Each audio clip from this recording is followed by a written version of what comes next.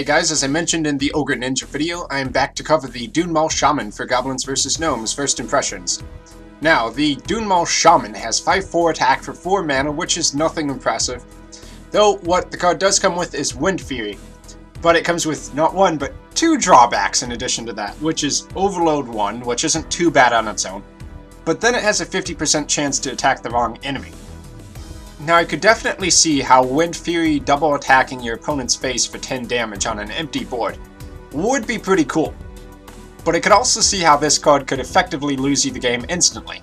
Not only does he really cost 5 mana because of the Overload 1, which means your future mana curve may get screwed up, but also, since he has Wind Fury, you have 2 chances to attack the wrong guy. If your opponent plays anything like a huge giant or an explosive sheep which you don't want to attack into, and then you attack into it, you could really screw yourself over with this guy. Also, he can be removed pretty easily. He's only got 4 HP. The likelihood of your opponent just being able to trade one guy into it and then you're down an Overload and a 4-drop minion is pretty high. And what are you going to do if your opponent plays an unfavorable target? Are you just going to attack in it anyway and then have the potential to lose the game right there? Or would you let him sit around and effectively waste his entire Wind Fury potential? Now, in the First Impressions video for the Whirling Zap-O-Matic, I kind of raved a little bit about that card and pointed out how it's nice that it has no drawbacks. On top of that, it's a mech card, so it might actually be a playable Wind Fury creature. And I also mentioned that maybe there'll be an aggressive Shaman deck that comes out with the new set that tries to burst your opponent down, probably through Wind Fury, and this guy is along those lines, but I'm not sure if this guy is really any good because his drawbacks are huge. The Ogre Ninja that the rogues get comes with a lot better stats, also doesn't have the Overload, and only costs 5 mana. And plus, stealth is pretty good for a guy like that, because then if you don't want to attack, you can hold on to it, keep him in stealth mode, and wait for the optimal chance. Now, it's not to say that this guy couldn't work, but you would definitely need the supportive follow-up.